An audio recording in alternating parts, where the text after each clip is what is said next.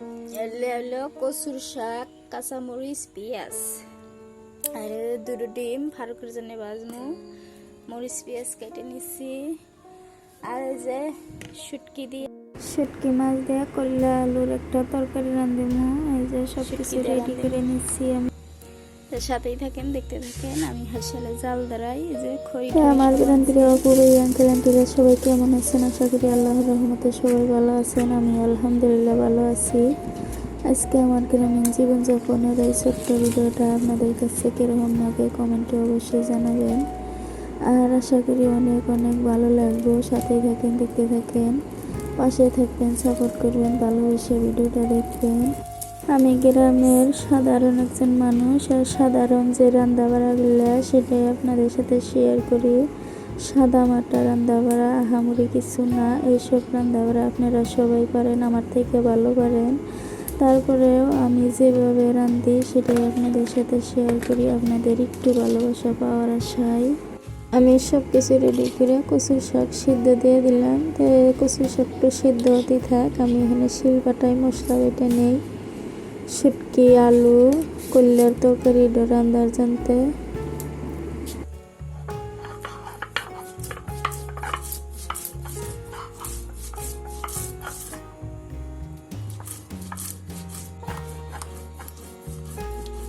এই যে আমার মশলা বাটা শেষ। আমি মশলা তরকারির উপরে তুলে নিই।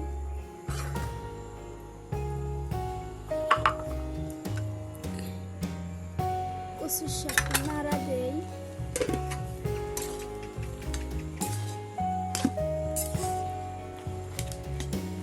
সিদ্ধ হয়ে গেছে।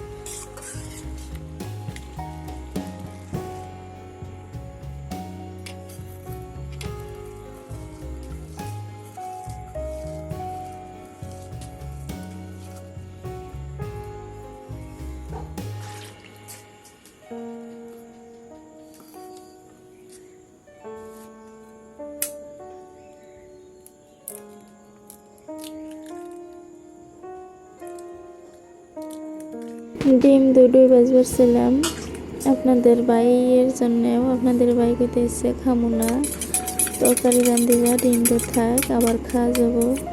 তার জন্য একটুই বাজলাম ফারুকের জানতে।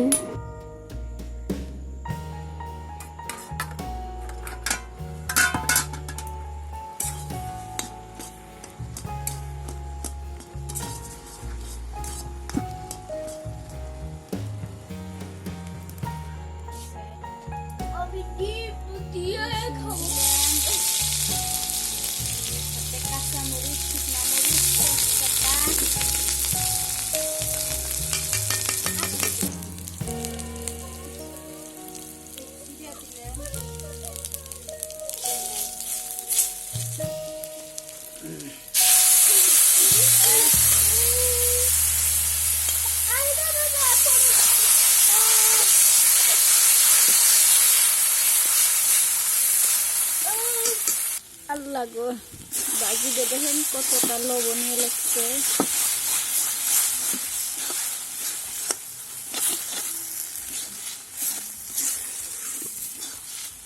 বাজি দইছে, এবার নামায় নেব।